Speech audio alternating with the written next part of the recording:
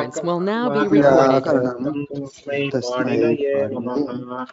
येन धौता गिरः पुंसा विमलैः शब्दवारिभिः तमश्चाज्ञानजं भिन्नं तस्मै पाणिनये नमः। वाक्यकारं वररुचिं भाष्यकारं पतञ्जलिं पाणिनिं सूत्रकारं च प्रणतोऽस्मि मुनित्रयम्।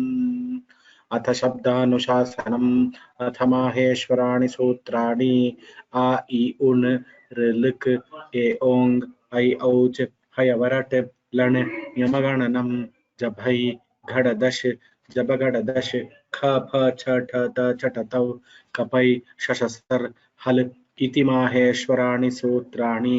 अथ अष्टाध्यायी सूत्रपाठः।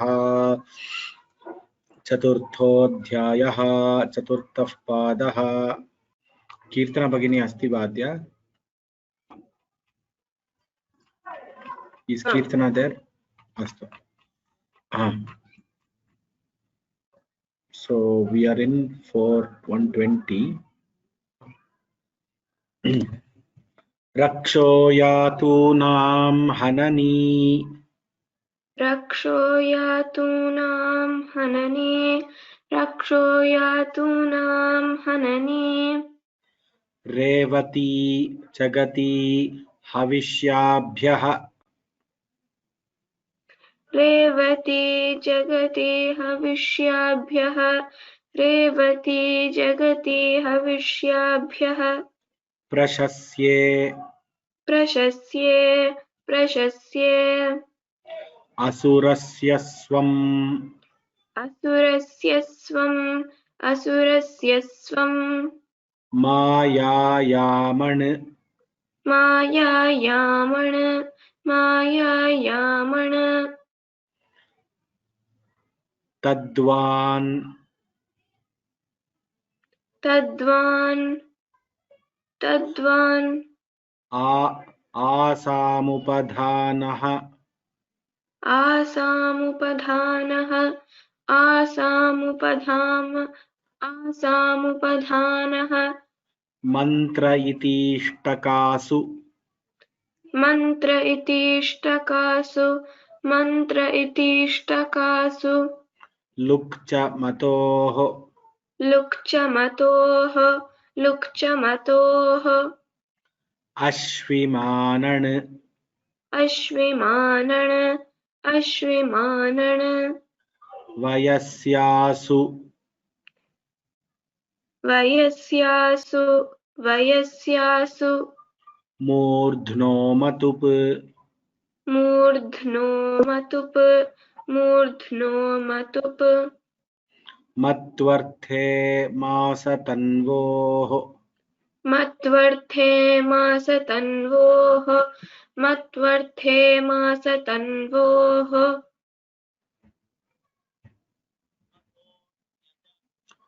मधोर्ण्यच मधोर्ण्यच मधोर्ण्यच ओजसोहनि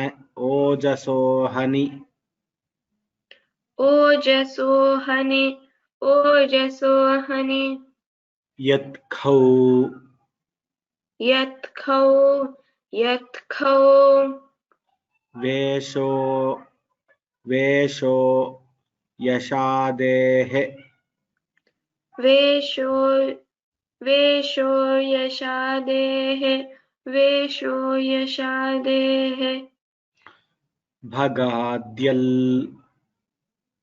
भगाद्यल् भगाद्यल् खच खच खच पूर्वैः कृतमिनयौ च पूर्वैः कृतमिनयौ च पूर्वैः कृतमिनयौ च अद्भिः संस्कृतम् अद्भिः संस्कृतम् अद्भिः संस्कृतम् सहस्रेण सम्मितौघः सहस्रेण सम्मितौघः सहस्रेण सम्मितौघः मतौ च मतौ च मतौ च सोममर्हति यः सोममर्हति यः सोममर्हति यः मये च मये च मधोः मधोः वसोः समूहे च वसोः समूहे च नक्षत्राद्घः नक्षत्राद्घः सर्वदेवतात् तातिल् सर्वदेवतात्तातिल्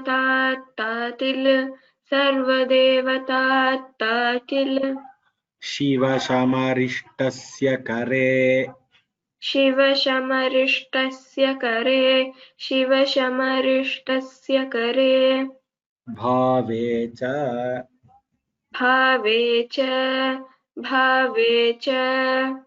प्राग्वहतेरपमित्यधर्मं शीलं हलपरिषदो रक्षो नक्षत्राच्चत्वारि प्राग्वहतेरपमित्यधर्मं शीलं हलपरिषदो रक्षो नक्षत्राच्चत्वारि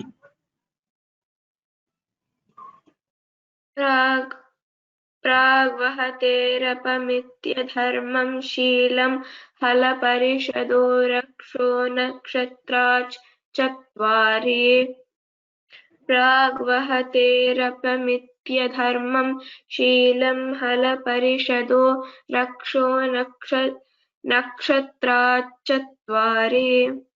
इति पाणिनीयसूत्रपाठे चतुर्थाध्याये चतुर्थः पादः इति पाणिनीयसूत्रपाठे चतुर्थाध्याये चतुर्थः पादः इति पाणिनीयसूत्रपाठे चतुर्थाध्याये चतुर्थः पादः उत्तमम्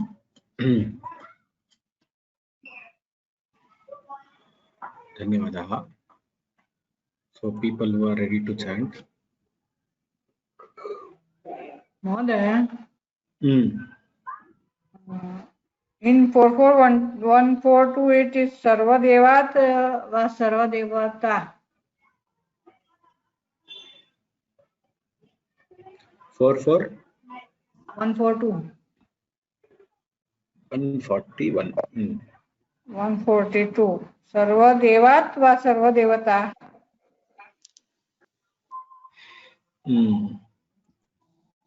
What is given in the book? Sarvadevat.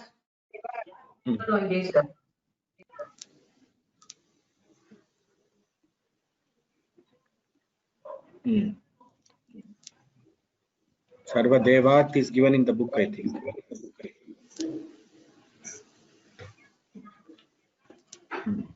Also the sutra, it demands Sarvadevat.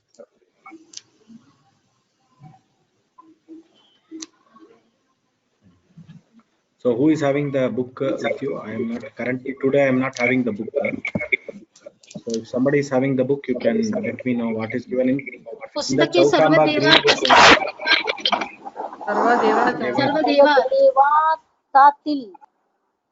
सर्वदेवातातिल् अस्तु पुष्पा दीक्षित भगिन्याः पुस्तकम् अस्ति वा कस्य अस्ति महोदय तत्र किम् अस्ति अष्टाध्यायी सूत्रपाठः तत्र सर्वदेवातातिल् ता डबल ता एकस्थाने that okay devat tatil, that is okay.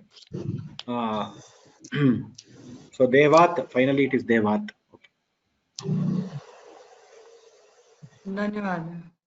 Dhanyawad. So Meenakshi, Meenakshi, it is not Meenakshi yaar potrukava Vaikalattura. Yes. Start padunga ma. Kritiyodyadhyasya from 31 to 51. Okay. I have chanted up to 31. Okay. Sanadyanta datavah सितासील लुटोः सिब्बहुलं लेटि कास्य प्रत्ययादाम मन्त्रे लिटि दयायाश्च उषविदजागृभ्योऽन्यतरस्याम्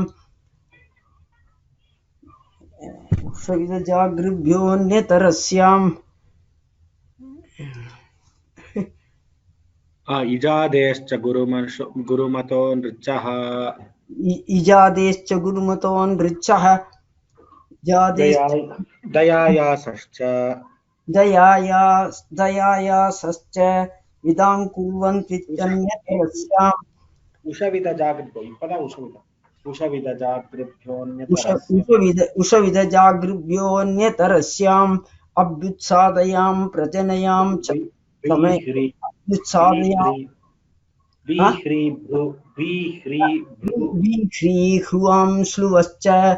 ह्रीह्रूवां श्लुवश्च कृञ्जानुप्रयुज्यते लिटि विदां कुर्वन्त्वित्यन्यतरस्याम् अभ्युत्सादयां प्रजनयां रमयां चिकयां रमयामक पावयां क्रिया द्विधामकर्णिति छन्दसि श्लीलुङि श्लेघ शिचि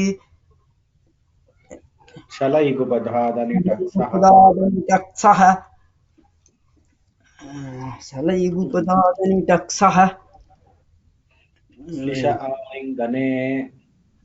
शलैगुपदादिनिटक्सः श्लिशालिङ्गने न दृशः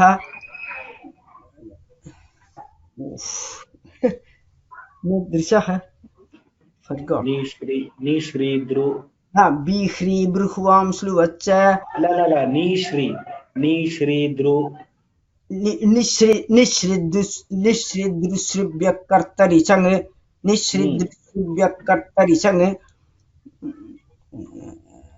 निःश्रिदृशृभ्यकर्तरिचङ् श्लिशालिङ्गने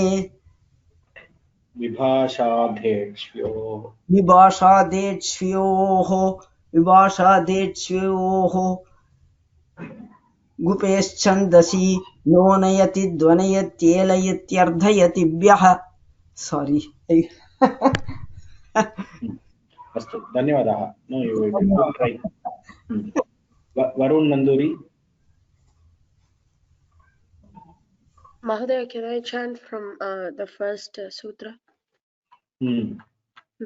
प्रत्ययः परश्च आद्युदात्तश्च अनुदात्तौ सुप्पितौ गुप्तिज्किद्भ्यः सन् मान्वधदांशान्भ्यो दीर्घश्चाभ्यासस्य धातोः कर्मणः समानकर्तृकादिच्छायां वा शुभ आत्मनः च काम्यच्च उपमानादाचारे कर्तुः क्यंसलोपश्च भृशादिभ्यो भुव्यच्वेर्लोपश्च हलः लोहिता दृढाज्भ्यः क्यश कष्टाय क्रमणे कर्मणो रोमन्थतपोभ्यां वर्तिचरोः बाष्पोष्मभ्यामुद्गमने शब्दवैरकलः भ्रकण्ममेघेभ्यः करणे सुखादिभ्यः कर्तृवेदनायां नमो वरिपश्चित्रङ्यः कृश पुच्छभाण्डचीवराण्णिं मुण्डमिश्रश्लक्ष्णलवणव्रतवस्त्रहलकलकृतदूस्तेभ्यो च धातोरेकाचो हलादेः क्रियासमभिहारे इङ् नित्यं कौटिल्ये गतौ लुपसदचर जप जभदहदशदेभ्यो भावगर्भायां सत्यापपाशरूपवीणातूलश्लोकसेनालोमत्पच वर्मवर्णचूर्णचुरादिभ्यो च हेतुमति च कण्वादिभ्यो यक गुपूधूपविक्षिपणिपनिभ्य आयः ऋतेरीयं कमेर्णिं आयादय आर्धधातुके वा सनाद्यन्ता धातवः स्यतासील्ऋलुटोः सिब्बहुलं लेटि कास्प्रत्ययादाम मन्त्रे लिटि इजादेश्च गुरुमतो नृच्छः दयायासश्च उषविदजागृभ्योऽन्यतरस्यां भीह्रीभृहुवां श्लुवच्च कृञ्चानुप्रयुज्यते लिटि विदां कुर्वन्त्वित्यन्यतरस्याम् अभ्युत्सादयां प्रजनयां चिकयां रमयामकः पावयां क्रियाद्विदामकृन्निच्छन्दसि श्रीलिङ्गि श्लेषि च शल इकुपदहादनिटिक्सः शश आलिङ्गने अदृशः निःश्रिद्रुसृभ्यः कर्तरिचङ् भाषाधेक्ष्व्योः गुपेश्छन्दसि नो नयति ध्वनयत्येलयत्यर्धयतिभ्यः अस्यति वक्तिख्यातिभ्योऽङ् लिपिसिचुह्वश्च आत्मनेपदेषण्यतरस्यां पुषादिद्युताद्युरितः परस्मै पदेषु सर्तिशास्त्यर्थिभ्यश्च इरितो वा स्तम्भं रुचुं लुचुग्लुञ्चुष्विभ्यश्च कृमृद्रुरुहिभ्यश्छन्दसि शृण्ते पदः दीपजनबुधपूरितायिभ्योऽन्यतरस्याम् अचः कर्मकर्तरि दुहश्च नरुथः तपोनुतापे च तृण्भावकर्मणोः सार्वधातुके यक कर्तरि शप् निवादिभ्यश्यन् वा भ्राशभ्राशभ्रमुक्रमुक्लमुत्रसित्रुतिलशः यशोनुपसर्गात् संयसश्च संयसश्च स्वादिभ्यश्नुः श्रुवश्च अक्षोऽन्यतरस्यां तनूकरणे तक्षः उदादिभ्यश्शः रादिभ्यश्नम्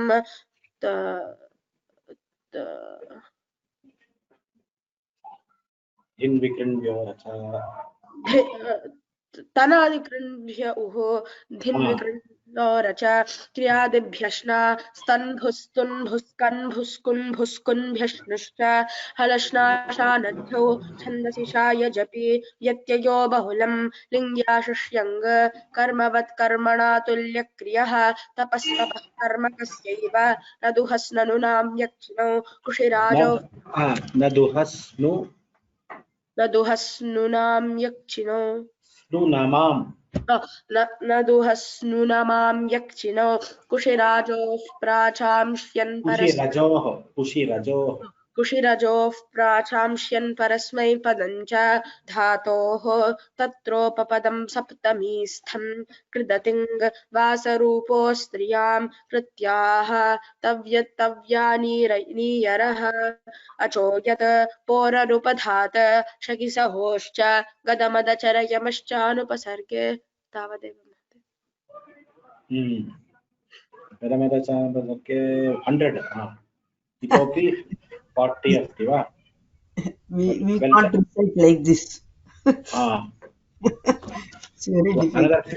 Another 50 is there. I am sure Varun in next 2 weeks he will do it. At least in 1 week you should be able. Dhanyavadah. Next time if you finish means you chant the full stretch. अस्तु महोदय. Then your full test will be over. अस्तु महोदय. धन्यवादः. तथा कुर्मः अग्रिमपर्याये. अस्तु. अहं तत्र पूर्णपरीक्षा के स्वीकृतवन्तः इति मनसि स्थापयन् आगच्छन् अस्मि. प्रथमं सुमति भगिनी who all completed the full test. Second Meenakshi has completed last week. She completed.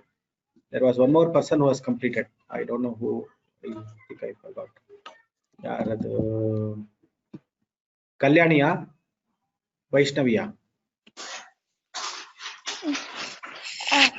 No, Mahodaya. Between Vaishnavi, Kalyani, have you finished? No. There was one more person who completed the full varga. Sumati. Geetika. Third is Meenakshi. Meenakshi Shyam. No, not Kalyani. Second one is Geetika. Geetika. Rao Mahodayasya Pautri. So then Kalyani, I think she wants to do it today. Full you will do, Kalyani? Yes, sir. Okay. So 1 minute, I will just see how are the others there. And I will just ask if there is another webinar after this. Okay. Sudha Srikant, she wants to chant 10 sutras. We will finish with Sudha Bhagini. Please chant. Sudha Bhagini, please chant.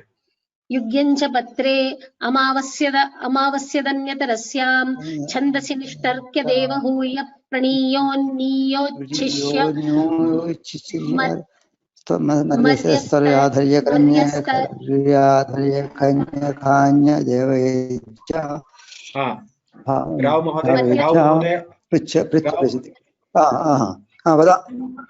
Rao महोदय एक निमिषं मास्तु. She is telling we will allow her to finish and then you can tell. छन्दसि निष्टर्क्य देवहूय प्रणीयोन्नीयोच्छिष्यमर्यस्तर्याध्वर्य खन्यखान्य देव यज्ञापृच्छ्य प्रतिशीव्य ब्रह्मवाद्य भाव्य स्थाव्योपचाय्य प्रणानी ऋहलोर्ण्यत् ओरावश्यके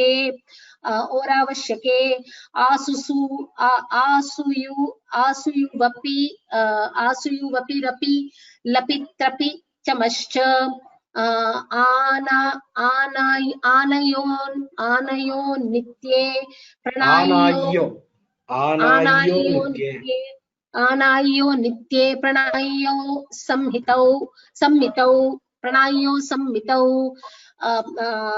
पायसान्नाय निकाय धायाः मानहविर्निवास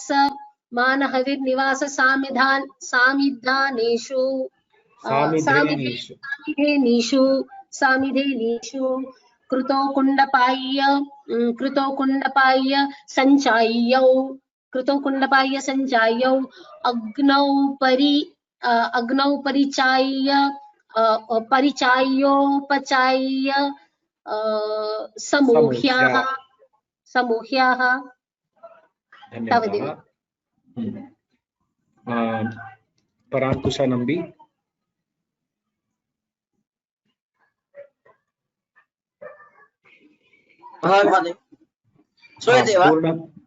पूर्ण पादम वा कति सूत्राणि இல்ல சுவாமி ஸ்ரவன் சொல்றான் எத்தனை சூத்திரம் फर्स्ट 40 चत्वारिंशत् सूत्राणि अस्तु अस्तु वदतु प्रत्यजः परश्च आद्युतात्तश्च अनुदात्तौ सुप्पितौ गुप्तिजिकिद्भ्यसन् मान्वदधाक्षान्व्योदीर्घश्चाभ्यासस्य धातोः कर्मणः समानकर्तृकादिच्छायां वा सुप आत्मनह्यते उकाम्यच्च उपमानादाचारे कर्तृह्यंसलोपश्च वृषादिभ्यो भुव्यच्वेर्लोपश्च हलः लोहितादिरादिभ्यः क्यशे कष्टाय क्रमणे कर्मणो रोमञ्चतपोभ्यां वर्तिचरोः बाष्पोष्मभ्यामुद्गमने शब्दवैरकलः भ्रकन्वमेघेभ्यः करणे सुखादिभ्यः कर्तृवेदनाय नमो वरिवश्चित्रङ्क्यच उच्चपाण्डचेवराणि कुण्डमिश्रश्लक्ष्णलवणव्रतवस्त्रहलकलकृततोस्ते भ्योणिच धातोरेकाच कलादेः क्रियासमभिहारे यङ् नित्यं कौटिल्ये गत लुपसदचार जपदः दशगृभ्यो भावगर्हाय सत्यापपाश रूप वीणातूल श्लोकसेन लोमत्वच वर्म वर्ण चूर्ण चुरादिभ्यो निच हेतुमति च कण्वादिभ्यो यक गुपु धूप विच्छपनिपनिभ्य आयः ऋतेरिञ् कमेर्णिङ् आयादय आर्धधातुके वा सनाद्यन्ताधातवः सिताशीलृलुटोः सिब्बहुलं लेति कास्प्रत्यादाममन्त्रे लिटि इजादेश्च गुरुमतो नृत्यः दयायासश्च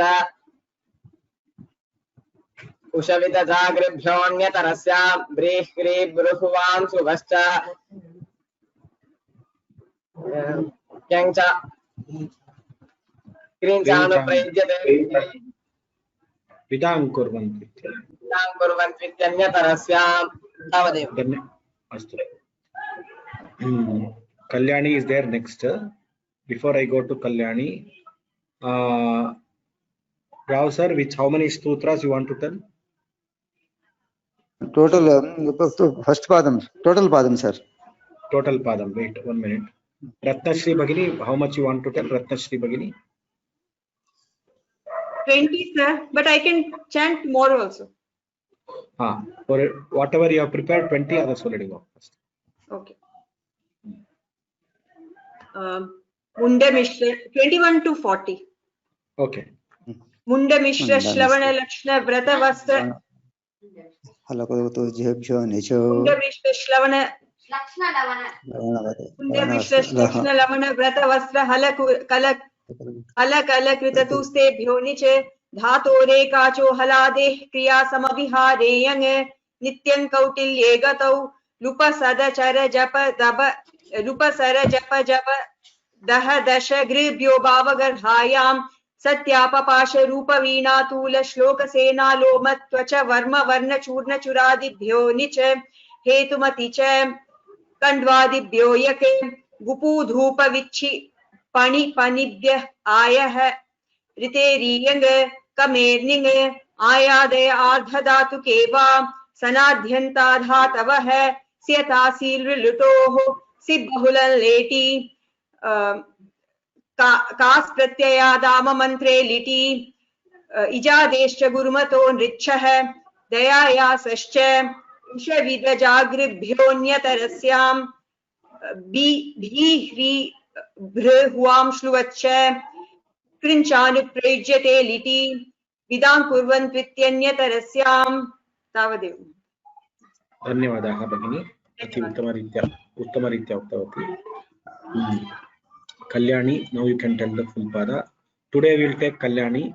Rao Mahodaya, if you permit, tomorrow we can take your recitation. Is it okay? अस्तु महोदय, अस्तु तदेव।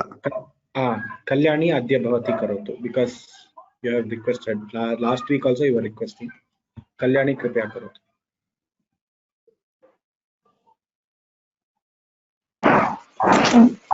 प्रत्ययः परश्च आद्युदातश्च अनुदात्तौ सुप्पितौ गुप्तिचकिभ्यः सन् मान् बद्धदांशाभ्यो दीर्घश्चाभ्यासस्य धातोः कर्मणः समानकर्तृकादिच्छायां वा सुपात्मनः केच काम्यच्च उपमानादाचारे कर्तुः क्यङ्सलोपश्च भृशादिभ्यो भुव्यच्वेर्लोपश्च हलः लोहितादिडाज्भ्यः कष्टाय क्रमणे कर्मणो रोमन्थतपोभ्यां वर्तिचरोः बाष्पोष्मभ्यामुद्वमने शब्दवैरकलहाभ्यकण्वमेघेभ्यः करणे सुखादिभ्यः कर्तृवेदनायां नमो वरिवश्चित्रङ्गः केच उच्चभाण्डचीवराण्यङ्ग मुण्डमिश्रश्लक्ष्णलवणव्रतवस्त्रहलकलकृततूस्तेभ्यो णिच धातोरेकाचो हलादेः क्रियासमभिहारे यङ् नित्यं कौटिल्ये गतौ लुपसदचर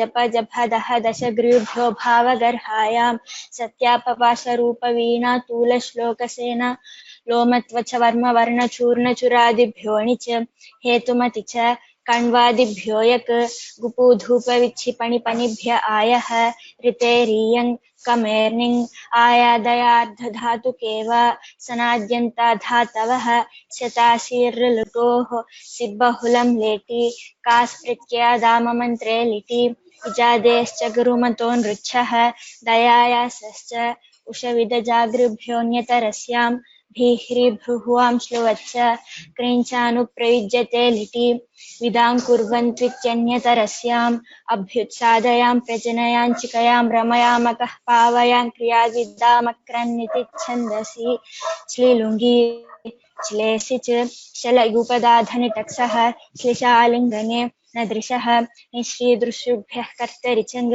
विभाषाधेर्ष्योः गुपेश्छन्दसि नोनयति ध्वनयत्येलयर्दयत्यर्दयतिभ्यः अस्यति वक्तिख्यादिभ्योऽङ्ग लिपिसिचिहश्च आत्ममाने पदेष्वन्यतरस्यां उषादिद्युताद्युलिदितः आत्ममाने कथम्? आत्मने पदेष्वन्यतरस्यां उषादिद्युताद्युलिदितः परस्मैपदेषु सर्तिशास्त्यर्तिभ्यश्च इरितो वा ज्रिस्तम्भुं ऋचुं लुचुग्रुचुक्लुचुग्लुञ्चुष्विभ्यश्च कृमृद्रिर्हिभ्यश्छन्दसि चिन्ते पदः दीपजनबुधपूरितायिप्यायिभ्योऽन्यतरस्याम् अचः कर्मकर्तरि दुहश्च न रुधः तपोनुतापे च चिन्भावकर्मणोः सार्वधातुके यक कर्तरिषप् दिवादिभ्यस्यन् वा भ्राशब्रमुक्लमुक्लमुत्रसितृटिलशः यशोनुपसर्गात् संयसश्च स्वादिभ्यश्नुः श्रुवश्रु च अक्षोऽन्यतरस्यां तनूकरणे तक्षः तुदादिभ्यश्चः रुधादिभ्यश्नं तनादिकृभ्य धिन्विकृण्व्यो रच क्रियादिभ्यश्न स्तन्भुस्कुम्भुस्कुम्भुस्कुम्भ्यश्नुश्च अलश्नश्चानद्धौ छन्दसि शायजपि व्यत्ययो बहुलं लिङ्ग्या शिष्यं कर्मणातुल्यक्रियः तपस्तपः कर्मकस्यैव कर्म नमाम्यक्षिणों कुशिरजोः प्राचांस्यन् परस्मैपदं च धातोः तत्रोपपदं सप्तमीस्थं कृदतिं वासरूपो स्त्रियां प्रत्याह तव्यत्तव्यानीयरः अचोयत् कोरदुपधात् शकिसहोश्च गदमदचरयमश्चानुपसर्गे अवद्यपण्यवर्यागर्ह्यपणितव्या निरोधेषु वह्यङ्करणम् अर्यस्वामि वैश्ययोः उपसर्या काल्या प्रजने अजर्यं सङ्गतं वदस्सुपि केप्च भुवो भावे हनस्त च एतिस्तुषा स्मृदृजिषः केप् मृदुपधाच्च क्लृपिचितेः ईचखनः भ्रियो संज्ञायां विजैर्विभाषा राजसूय सूर्यमृषोद्यरुच्यकृष्टपच्या व्यथ्याः भिद्योऽध्यौ नदे पुष्यसिद्ध्यौ नक्षत्रे विपूय विनीयजित्या मुञ्जकल्कहलिषु पद प्रत्यभिभ्यां ग्रहेश्चन्दसि पदास्वैरिबाह्या पक्षेषु च विभाषा कृवृषोः युग्यं च पत्रे अमावस्यदन्यतरस्यां छन्दसि निष्टर्क्य देवहूय प्रणीयो नियोच्छिष्य मर्यस्तर्याध्वर्य खन्यखान्य देवयज्ञा पृच्छ प्रतिशीव्य ब्रह्मवाद्य भाव्य स्थाव्योपचार्य प्रीडानि ऋहलोर्यत् ओरावश्यके आसुयुवपि रपित् लपित्रपि चमश्च आनाय्यो नित्ये प्रणाय्यो सम्मतौ पायसानाय्य निकाय धायमान हविर्निवास सामिधेनेषु क्रतौ कुण्डपाय्य सञ्चाय्यौ अग्नौ परिचाय्योपचाय्य समूह्याः चित्याग्निचित्ये च नुल्तृचौ नन्दिग्रहिपचादिभ्यो ल्युणिन्यचः इगुपधज्ञा प्रीकिरः आतश्चोपसर्गे पाघ्राधुमाधेर्दृशस्यः अनुपसर्गाल्लिम्पविन्दधारि पारिवेद्युदेजि चेति साति साहिभ्यश्च ददाति दधात्योर्विभाषा ज्वलितिकसन्तेभ्योऽणः स्याद्वधावस्त्रसंश्रवतीर्णवसावहृलिहश्लिषश्वसश्च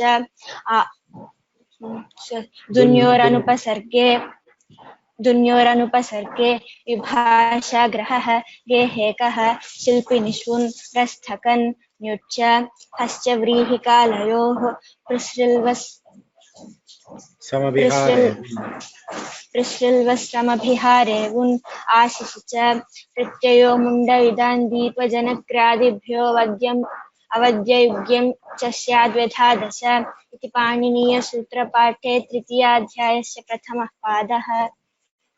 So let us give a good clap to Kalyani. Yeah,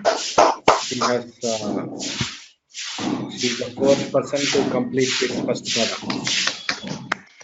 So like this, I want every one of you to complete this pada. I am eagerly waiting. I have patience. I will wait for each one of you to do this. I am not in a hurry. So even if you take how much ever time you take, I will not question you what is the time you are taking, but we have to by heart this. Request all of you to try. So don't give up. Yes, sir. We will try. Okay. Mahoday, there is one problem. By the time when we see the new 10, I'm forgetting from the earlier first part, like 20 to 40 the most difficult. So if that happens, the only thing is we have to keep on revising. That revision happens in this class. Somehow everybody is telling it, so we actually revise in this class. No. So the best thing to memorize is to memorize at home, but that is good. But if you attend this class, you will retain what you have memorized.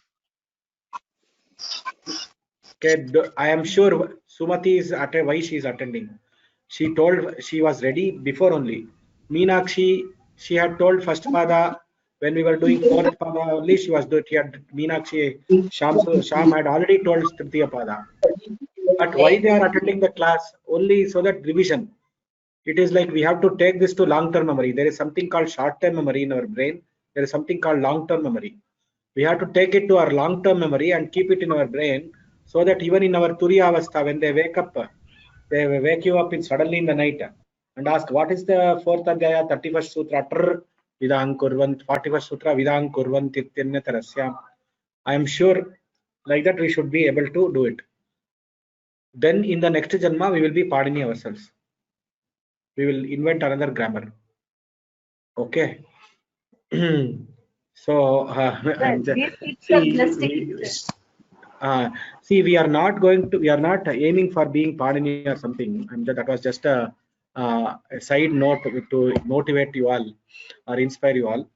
The thing is, we will have to give the importance to memorization, and when you learn Sanskrit grammar after this, it will be totally different. If you have started learning the meanings of these sutras, then each one of you will garland me, I am telling you, for making you by heart this. If you learn this, because without by hearting, you will not be able to arrive at the meaning of those sutras and at the anuvrittis and other things which are there in Paninian grammar. It is a very computational structure. It is a very computational programming structure that is Panini has used in this grammar, in this way of composing the sutras. So for which the by heart, the memorization of the sutras is very, very essential. I don't know how much I can tell this. People who are studying the Vyakarna only, they know this, the importance of this. Like Kalyani, Sumati, all these students, why are they attending? They already are studying grammar in their university. Why are they attending Ashtadhyayi Kantastikaranam class? Because they know if they forget this, their entire foundation is gone. All three people they are attending, and similarly Janaki Bhagini is attending. She is doing her Shastri in Rashtriya Samsthan. There are other people who are attending. Why they are attending is because they know that this class is very important, and there's some small children are attending because they want to excel in Sanskrit grammar later, for which they are believing my words, and they are attending. They are hoping that one day when they learn Paninian grammar, it will be very easy for them. Elders, why you are attending, you know it yourself. So I will not tell you why you are attending. So like that, everybody has got a purpose in this. And as Saurabhji other day put, we never know what is the purpose Bhagavan has for us in this. Bhagavan has some, if he is making us learn this and he is making me teach this, he has some purpose in mind. He is connecting the dots. We are thinking that we know everything, but there is one statement. If you want to make God laugh, just tell him your plans. If you want to make God laugh, just tell him your plans. That is what people say. So it is like we thinking that we know everything or something, but we don't know anything. Why he is making us do all these things? So he is making us do all these things. There is some intention, noble intention, that he is connecting the dots for us. So with that hope and with that this one, we are continuing. The incident which Saurabhji told on the other day, it was very moving. So you never know. Learning, suppose somebody says, in this Janma I will not be able to do the meaning of Ashtadhyayi. Let me learn Ashlita Sutras. So I don't know why I am learning, but there will be some benefit of these, because these are Rishi Vakyas. See, this particular composition is made by a Rishi and a Yogi. It is not an ordinary Manushya. An ordinary human being has not composed these sutras. That is the first thing. Just like how Vedas, when we pronounce, they have the benefits. These sutras, when we chant also, it will have tremendous benefits on our brains and other memory and other structures, other related hormones, etc. The positive hormones which it can generate itself is definitely tremendous. I know the the US and the United States and UK, Europe, the Western countries, they are doing a lot of research in this. They are spending millions of dollars in these kind of research. And why they are doing this? They know that there is something worthwhile for the humanity here. That is why they spend so much time in research. In India, we don't spend so much time in research and other things. We think that okay, our rishis have told, we just blindly believe and we do it. but West goes for statistical inferences, research, and other things, and they prove it by research. And they say that these things they create a huge impact on our lives.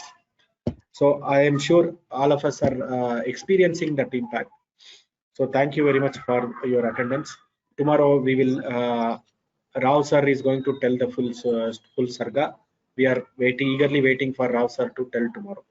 Dhanyawadaha. Sarvebhyah namaskaraha. Ram ram ram. Ram ram. धन्यवादः महोदय श्वः मिलामः Shwah minamah. Ram ram ram. Ram ram ram. Ram. Very happy to see all your faces.